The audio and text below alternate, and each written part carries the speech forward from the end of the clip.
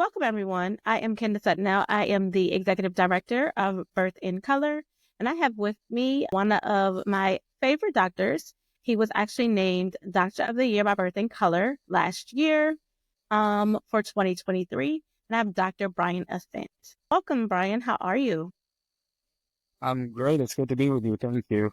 Uh, as you said, the seven board certified GYN and for Johnson Health Center, which is a federally qualified health center, service director for the department. Yes, so excited that you are the director because you are what makes my life so much easier when working in the Lynchburg community. So we'll talk about the color theory. Color theory is all about reshaping maternal and infant health. We know that so much goes into the maternal mortality rates, the outcomes, and that's where really everything is just focused nowadays, to where I felt like providers really couldn't be authentically themselves when dealing with clients because it's always a survey, a checkbox, data that you have to collect when talking to the client. So I wanted to create something that was really a methodology that can train healthcare providers on like how to actually just build the rapport with the client and to like really talk about it from that angle versus getting stressed out about the maternal mortality rates, everything we're all doing to try to get the decrease in the rates. And so at some point, we have to believe that what we've already implemented is truly working, and we just need to put in some adjustments. So the color theory is about the pillars of birth and color.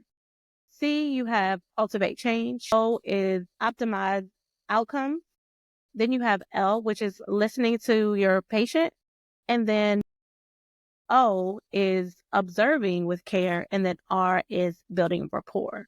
And so that's really what the foundation of the color theory will actually be. And so when we think about it from that lens, it's like it's so simple, but not a lot of people think that it's simple. So what are your thoughts on that? So I like the pillars because I think it describes a collaborative model. So listening, optimizing, can we make sure that we optimize the experience with facing the mortality rates, knowing what some of those factors that may go into causing those mortality and mortality rates to be. So I think just establishing for, like you said, just laying the foundation for communication, listening, ensures that you're working towards those pillars ultimately to just make healthcare safe. Sounds a little strange, but um, that's the goal is to make sure that healthcare is ensuring that it is inclusive, is thorough, so that we can be offering the best patient care to the population. Thank you for that. I definitely resonate with that because when I talk about like making healthcare safe and like all of the things, people like look at me like, what do we mean by healthcare is not safe? And I'm not saying like, do you actually listen to your patient? Do you actually know that your observation of a patient can tell you way more than a chart can, theoretically? Because if you're observing the client's behavior and you're building the rapport and you're actually listening to what they're saying, they will tell you the whole story about their life and it prompts you to ask questions. And so from that angle, how do you think that your practice, where you are, could incorporate the color theory? When you said asking questions, I think that's significant. And the reason for that is, yes, we ask the questions, but you have to have a rapport and able to be able to ask some of those difficult questions and to be able to get answers to that and to be able to get genuine answers to that, you have to build a rapport. So I think, just even pillars of, the I guess, so to speak, mission or intention is important because as simple as that, if you don't have a rapport, you might ask all the questions you need to, or you may not get to the point where you can ask the questions that you need to, or, you may neglect to ask the questions that you need to because the conversation goes in a different way. But with including listening, communication rather than one-way conversation, Mm. I think that ensures that that rapport is established, so that way you can ask tough questions, you can get difficult answers, and we can come up with a plan. So Thank you for that. I know that there are doctors like you who actually, make doulas' lives better, right? And so when we're talking about collaboration and being a part of the care team, a lot of people don't understand like how doulas are truly beneficial if you start to build a relationship with the doulas, right? And not really say like, oh, your doulas aren't welcome, but I know my client's going to have a doula and I'm just not going to talk to the doula. And so when we talk about rapport, we're not only talking about rapport with the client, we're talking about rapport with the entire birth team. Because what we do know is that healthcare systems could be great, but a lot of the rapport within the whole team is not always present and not always great. And so I know that you do it well. 90% of the time when you're in the room with the doulas, they actually feel like this was actually like collaborative care. I knew what was happening. The client knew what was happening. It was communication the entire time. And you were able to observe like, oh, this doula is actually doing a great job. And so I think that the core of the pillars and the foundation of color theory can actually be incorporated different ways when it comes to provider interaction. Because in some hospitals, you have where the doctors don't get along with the midwives, or the midwives don't get along with the nurses, and then the nurses don't get along with the doulas. So it's like a triple effect. And so I think when we think about color theory in that aspect, it could actually mean just listening to each other, building rapport with each other, and then observing the care that each other gives so that we can say like, oh, you actually do give great care. So I'm not opposed or biased to you in that way too. So when we talk about implicit bias and stuff like that in the healthcare settings, we're not only talking about the interactions with the patient, we're talking about the interactions with the birth team as well. So what are your thoughts on that? sometimes too, like to say, do it make my life a little easier, because if you look at it as a collaborative effort, then yeah, sometimes doulas can make my life easier too. And the reason I say that is if we've hit a point where, you know, I think my communication has been clear, and maybe I've been saying things, more than once, twice, three times, maybe tried to say it a different way. Sometimes I'm like, may not even just be what I'm saying. It might be who's saying it. So what I mean by that is if we look at it as a collaborative effort, most of the time, I think by now, I met with all of the doulas, Mm-hmm. encourage them to come to one or two appointments if they can. Um, think that shows the patient our interaction, that shows the patient the doula's interaction, that's more than just the client and the doula when, see how the doula interacts with the rest of the care team. Mm-hmm. And I think that also paints a collaborative picture when the three of us are sitting in the room, we're asking questions, we're talking about what your plans are, and we're already on the same page. So now when we fast forward to the delivery process and, things may be one way and we're smooth and now things have taken a turn. First of all, I think the trust is there because we've already met each other. We're not meeting each other in the moment. But there's also now an effort to include you as part of the care team. And I think one of the things that came out of Birth and Color in, various locations is um, including them as part of the care team, not Mm-hmm. as part of the visitors. So limit who the patient can have in the room. Mm-hmm. But they're part of the care team. They're not part of the visiting team. So when we establish that from an early point in the pregnancy, then I think once we get to the tough parts or if we get to decision making, we're on the same team because I hope by then you have built a trust in me that I already know what your intentions are. You know what my intentions are. I know what your requests and wishes are. And if we're not able to, if we have to deviate from that plan, you also know that there's been a third party involved this whole time who also has been advocating and asking questions. And there's usually no struggle or conflict during those decisions because, sometimes I'll kind of pull the doula to the side and say, hey, this is what I'm thinking. I'll be back in a little bit. Just so you know, this is what things are looking at like right now. After I've had that conversation with the patient, and sometimes we ask questions in the moment, and I think that's great too, because the patient wants to know that the doula is advocating for them, but the doula wants to know that the provider is advocating for the patient.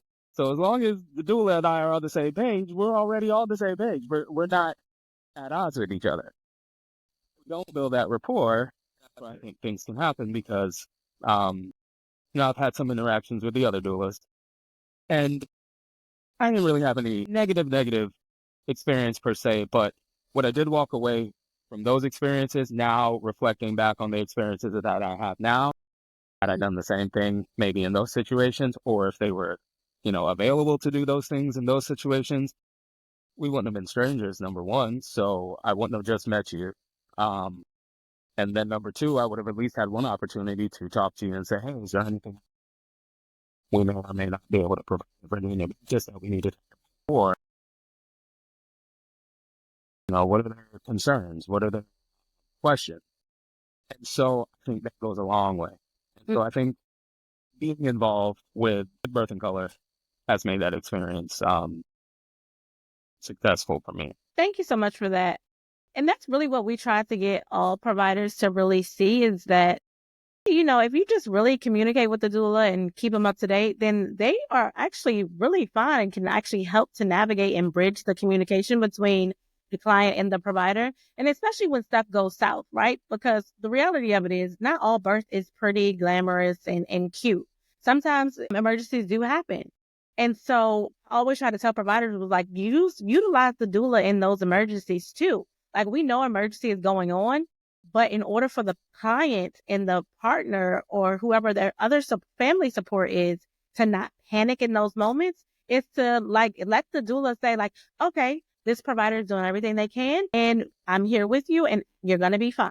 This is what they're doing right now. And it allows you to really work on what you need to work on, and that doula to kind of build that, explain what is actually really happening in that moment, so that the family doesn't panic. Because what we do realize is that family will panic in those moments and interfere with what the provider is actually doing to save a life, or to save the baby, or just to make sure that they don't hemorrhage even more, or if there's a retained placenta and things like that, that not a lot of people are really talking about. People talk about the great births and the great experiences, or they'll talk about, oh, this was a horrible provider. They did this, they did that. But they don't really talk about the emergency situations where a provider had to think in that moment and humanizing the provider.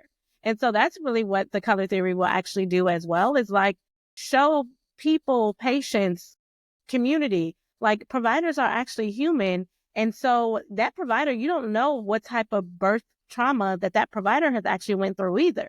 You don't know, they just was at a previous birth and they almost had to figure out how to move, or what really needed to be done. And so we want to make sure that we're humanizing providers in that light. And I know when working with people of color, people don't really realize, but all of the myths that our ancestors told us, or our grandmothers and stuff like that, it was a reason for those. And that's why we react to healthcare systems the way that we do. And until we have these real transparent conversations, then it's always going to be this one-sided dynamic of I don't trust the healthcare systems. But what can we actually do to bridge those communication gaps? And so that's really what the focus of Birth in Color will be doing the next 5 years. It's because we want to be able to say no, this health system is definitely going to have your back. We about the implementation as of yet, we do know that it's a central mandate for healthcare providers to actually take unconscious bias training, renewal, and it'll be for all providers. That's been where I think a lot of the challenges are when we talk about, diversity, we implement. How do we incorporate this, bring awareness and bring attention to it, and place an importance on it, right? Because then it'll be looked at, something is implemented to do versus it needs to be awareness. This is why. And I think there's a lot of talk around, there have been things that have been implemented as far as some sort of bias training, and I'm sure there's no across the board. I'm sure it's just been implemented, locally on how do we implement this, but we're going to do something to go on record saying that we provided this to our organization. But I think how do we put a spin on it to the importance of it? Same thing that we did with you know, other things in the workplace, harassment, things like that. Because when that got rolled out, I think, it was kind of a similar reaction towards everything for how many years later, the way the world is and the way that, people have a voice now and using that voice and saying, so to where it's like now, I think in our generation, we're like, no, there's an importance. This is not a tech because this happens to people, you know, and facing it and confronting it. So I think in a similar way, implement to, you know, And I think in the get to front, face it, number one, right, definitely need to face it. And I think the mandate really came from like providers just not thinking that they need it. And so it was like, no, you need it and you need to acknowledge it. And also some providers admit that there's racism in healthcare. Like they still go around the block and come down to the circle and go around the circle and the loop and say that it's not present. But when I teach racial bias training, I have like proof that people like on surveys that all people of color have underlying conditions. So, when you think about it in that context, it's like, okay, so I think that's really where the mandate came from. And we were talking about implementation for a long time because one of my things were who is going to teach the racial bias training? Who are the healthcare system going to get?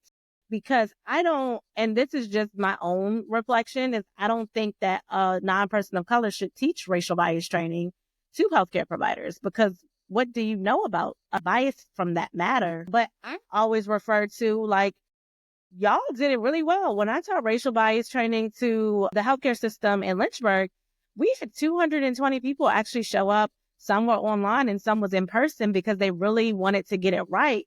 And so when you have healthcare systems that really do it right, we definitely need to highlight them and like say like they're a game changer because they really wanted to get it right. They didn't have to be on the call because it wasn't mandated, but they did show up because they felt like it was important. So how do we start to like reflect and show that side of how healthcare systems too, and not just say like, well, they did it because they had to do it.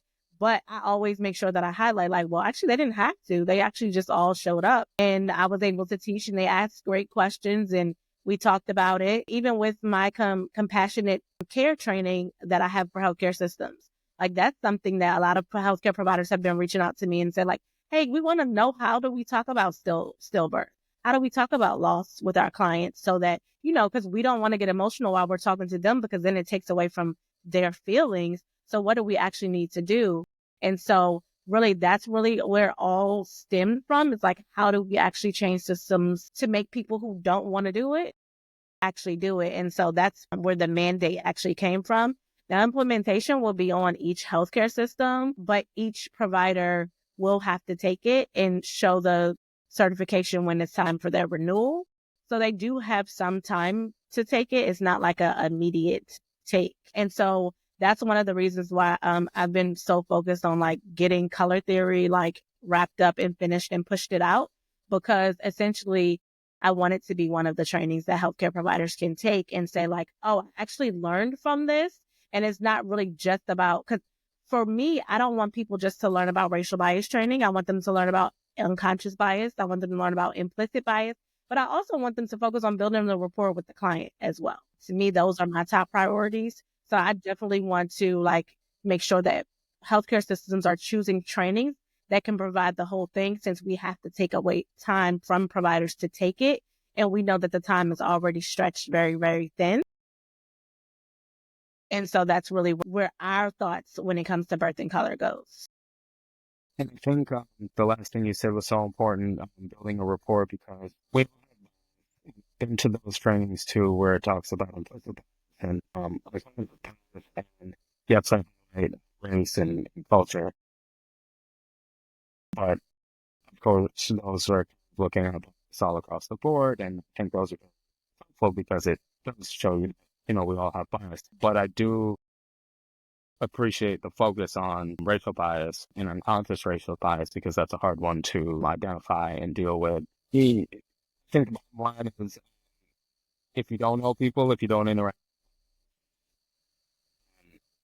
they don't really go away because you're still harboring them because you really what still there until you make connections with people. So establishing a rapport, and I think even maybe angling it also at that point, you establish a rapport with that you may not be familiar with. How do you now dispel the notions that you've heard of? Because I mean, I can tell you, you know, I know all types of people that look like me, and because I'm a part of this culture, that when if you don't have interactions with people, and you know, sell your image of them until you can dispel that image, and teach people that. But when we put it to action and we actually form relationships with each other and we actually, are kind of have a window into each other's world, well, that's the biggest way that you dispel, because then now you say, wait a minute, no, I engage with this community. I see people from that community as part of my community, because we engage. But, I think it goes beyond that a little bit sometimes because it doesn't matter which community you're from. If you're a part of the same community, you're a community with those people. So whether you accept them for what they bring to the community or not, that's the issue. So I think that's an important point that you said about from the angle of how do you build a rapport with whatever community, but if we're, talking about race and bias, how do you build a rapport with the African American community? How do we establish those relationships so that way we are valued to each other in the same way we would value our families? I definitely agree with you on that. And part of the color theory will go out to medical students because as I'm talking to medical students, I just recently was at VCU talking to the medical students and they said, like, Kenda, we don't get any interactions with the community. We have to either do it ourselves, and it's not like it counts as a grade upon all of the other work that really takes us a long time to do. So how can we incorporate like a class that does this? And so that got me thinking of like, okay, so we need to have something where you actually get hands on with community members so that you can learn how to talk to them, like how to deal with them, how the interactions can actually be. I think, I'll use the Spanish speaking community. There's been such a difference in relationships when offices go the extra mile and acknowledge that they're Spanish speaking, they're speaking enough English to be able to really have the appointment that they need. It makes such a difference just in getting a translator for them because now they feel like heard, literally and figuratively, because, I'm probably used to being in situations where people expect me to be able to. Once I've identified that that's a barrier for me, now you remove that barrier so that I can be seen. And I think, compared to years ago to present day, it's made such a difference because even if you don't have an in-person interpreter, now we have so many modes of, an iPad, a phone system, just even translation on your phone for that matter.